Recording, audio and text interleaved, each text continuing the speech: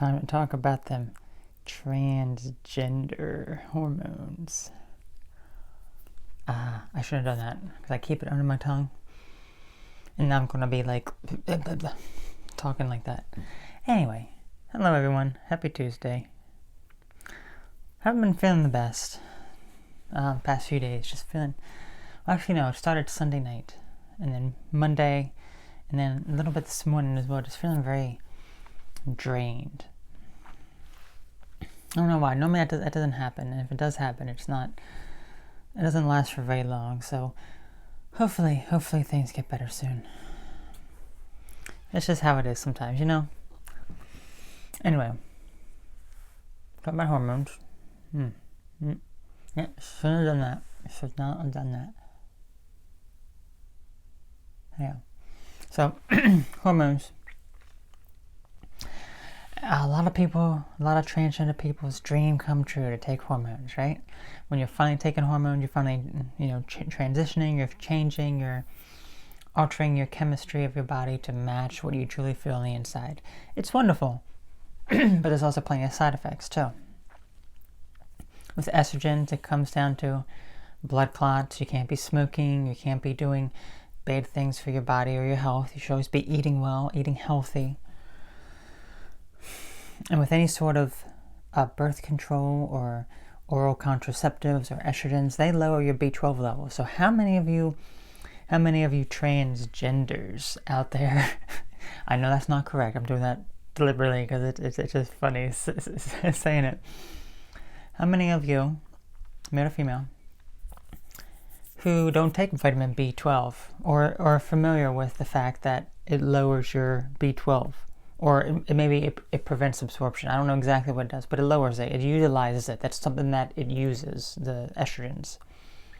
There you go. Take B12. I take it once a week. I've never had any problems with B12. So there's that. And another thing with hormones is, it is wonderful. It is exciting. You will notice changes, depending on how old you are. You may notice it within a week, few months, even a few years, depending on your dosage and your age. I noticed it when I was taking the injections initially, many years ago, 2011? 2012? I don't remember the exact date. I have it on my website. I have to look at the exact date. But yeah, I started noticing it really early on because I was taking injections. And the reason I'm not doing it now, I'm doing pills, is, as you know, I've talked about this before. The injections, I could not walk.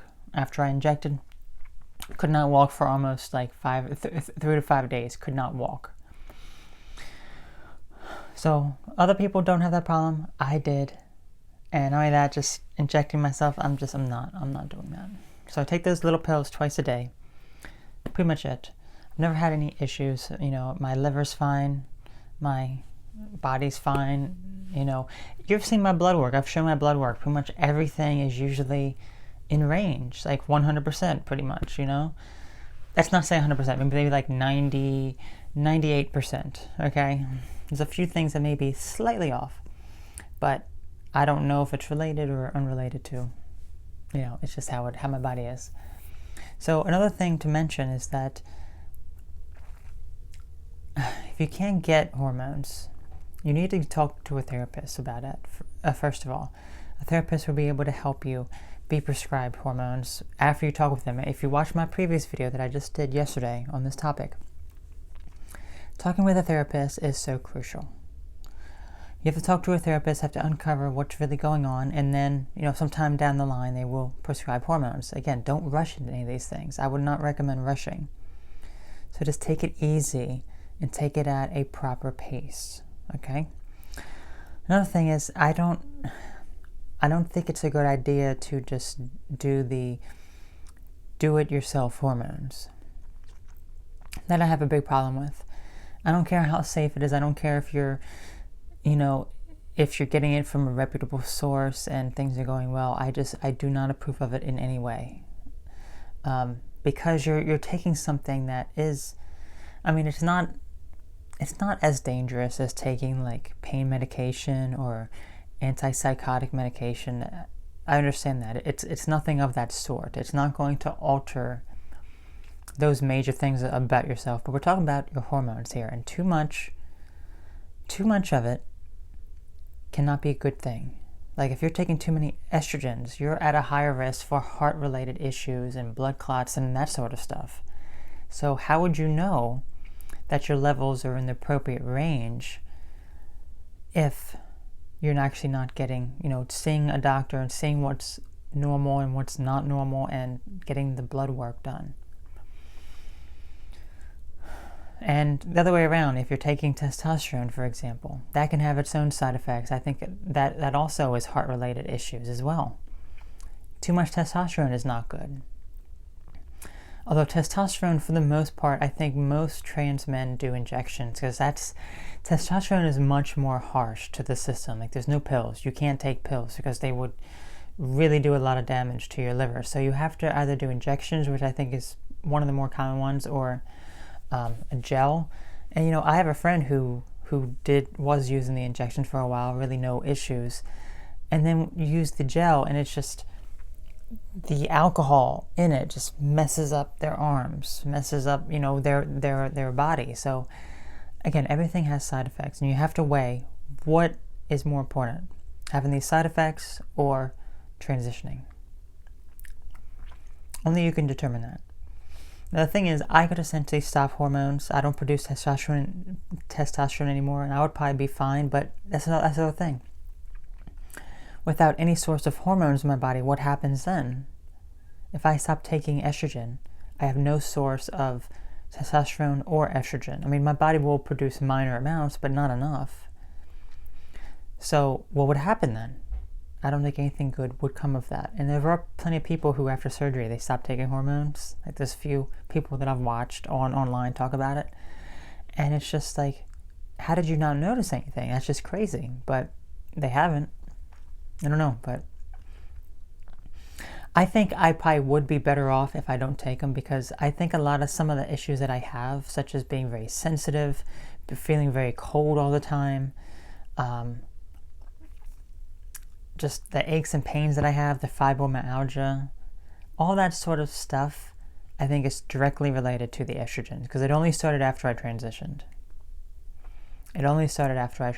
So I think that's solely related on that.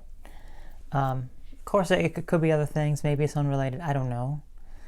But I think it is related to that. I think it is. Because estrogens make your skin thinner. Because that's how women are. That's why women have such smooth, soft skin. Because it's not as thick as male skin are. So when you have thinner skin, guess what? You get cold easier. You're more prone to bruising, such as I am. I bruise pretty easily. I haven't bruised in a while, actually. I haven't bumped into anything, I guess. But and then just the aches and pains. I think that's just a side effect of the estrogens and such. Because you had to wonder. I have a male body. I was born as a male, and I'm putting estrogens in it. I can't be healthy. I understand that it's not healthy. Ideally, I would just love to be off all sort of medication. But I can't. Unfortunately. I don't know what it would do. I'd be curious. But I think I'd go a little bit more back to male, because I think I did stop it for a while. I know I didn't stop it. I just was taking half the dosage for like a month or two. And I did notice like more facial hair coming in, more male stuff coming in. I just didn't feel as feminine, I don't know. But whatever case, just listen to your body, do what is best for you. And for the most part, I am very healthy, as you can see. So I don't really have any major issues. So, yeah. That was all. Tomorrow's a big surgery day. We're going to be talking about the surgery I had SRS 7 years ago. That's what we're going to be talking about tomorrow. So, hope you're ready for that. You all take care now. Let me know your experiences with hormones and transitioning, all that sort of stuff, and I'll catch you later. Bye-bye.